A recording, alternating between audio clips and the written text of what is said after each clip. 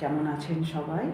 আজ আমি আপনাদের একটা অন্যরকম নতুন ধরনের একটা রেসিপি দেখাতে চলেছি। এটা খুবই চটজলদি হয় আর বেশি উপকরণও লাগে না। এটার নাম হচ্ছে রয়েল কাতলা। আমার এখানে কাতলা মাছের 5-6টা মতো পিস রয়েছে। এখানে আছে পেঁয়াজ বাটা, রসুন কুচোনো, এখানে আছে আদা, কাঁচা লঙ্কা, ধনেপাতা পেস্ট, আর এখানে আছে আমন্ড, কাজু, চারমগজ। এটাকে আমি টক দই দিয়ে মিক্সিতে ব্লেন্ড করে রেখেছি। সাদা তেলটা গরম করতে দিয়েছি, তেলটা গরম হোক, তারপরে আমি নেক্সট স্টেপে ফিরে আসছি।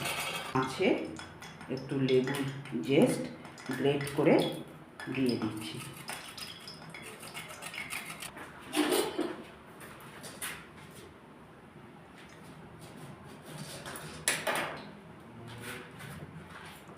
আমার এখানে মাছের ভেতরে নুন, লেবুর জেস্ট আর এই একটু লেবুর রস আমি দিয়ে দিলাম, তাহলে ভালোও লাগবে খেতে। মাছটা আমার ভাজা হোক, তারপরে আমি নেক্সট স্টেপে আসছি। এটা খুব কুইক, একদম চটজলদি হয়। আমি এবার তেলেতে মাছগুলো দিয়ে দিলাম। মাছটা গরম ভাজা হোক, তারপরে আমার এখানে মাছগুলো ভাজা হয়ে গেছে।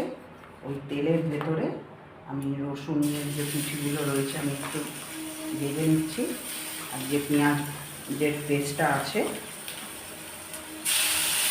ওটাও দিয়ে দিলাম। কাজু, আমন্ড, চারমগজের যে পেস্টটা আছে টক দই দিয়ে, সেটা এবার আমি মাছের ভেতরে তেলটার ভেতরে দিয়ে দিচ্ছি। তেলটা একটু ছানা কাটবে, সেটা কোনো ব্যাপার নয়, একটু গ্রেভিটার সঙ্গে একটু হয়ে যাবে। আর এখানে আছে আমার আদা, কাঁচা লঙ্কা, ধনেপাতার পেস্ট, ওটাও দিয়ে দিলাম।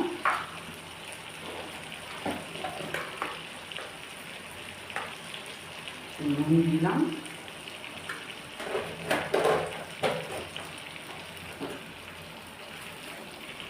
আর একটু ব্ল্যাক পেপার আমি দিলাম।